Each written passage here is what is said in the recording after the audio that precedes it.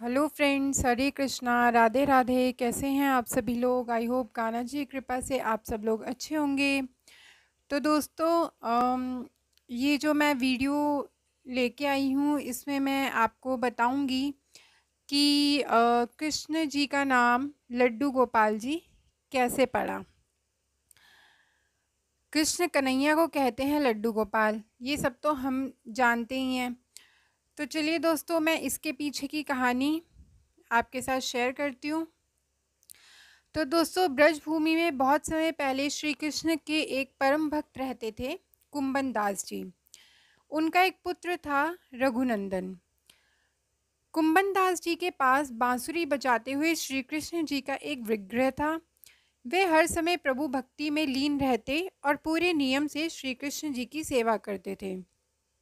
वे उन्हें छोड़कर कहीं नहीं जाते थे, जिससे उनकी सेवा में कोई विघ्न ना हो। तो दोस्तों, एक दिन वृंदावन से उनके लिए भागवत कथा करने का न्योता आया। पहले तो उन्होंने मना किया, परंतु लोगों के जोर देने पर वे जाने के लिए तैयार हो गए कि भगवान की सेवा की तैयारी करके वे कथा करके रोज वापस लौट आए करेंगे। वे भगवान का सेवा नियम भी नहीं छूटेगा।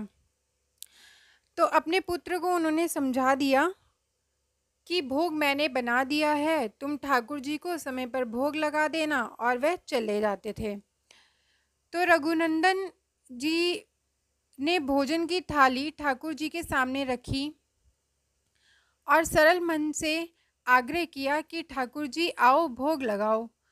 उसके बाल मन में यह छवि थी कि वे आकर अपने हाथों से भोजन करेंगे जैसे हम खाते हैं।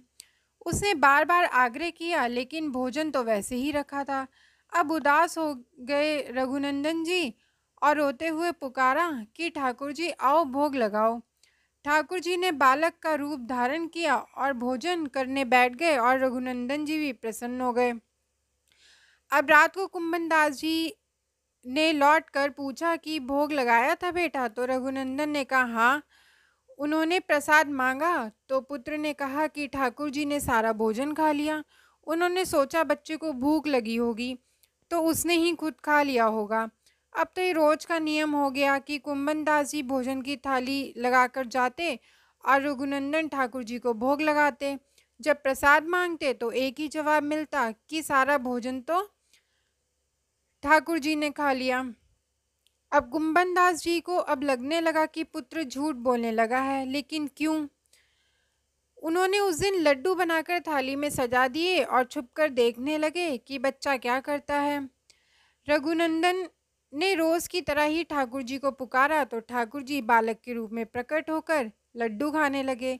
ये देखकर कुंभन दास जी दौड़ते हुए आए और प्रभु के चरणों में गिरकर विनती करने लगे। उस समय ठाकुर जी के हाथ में लड्डू और दूसरे हाथ का लड्डू मुख में जाने को ही था कि वे जड़ हो गए। उसके बाद से उनकी इसी रूप में पूजा की जाती है और वे लड्डू गोपाल कहलाए जाने लगे। तो दोस्तों, ये थी कहानी जिस वजह से हम कृष्ण भगवान जी को लड्डू गोपाल जी भी कहते हैं।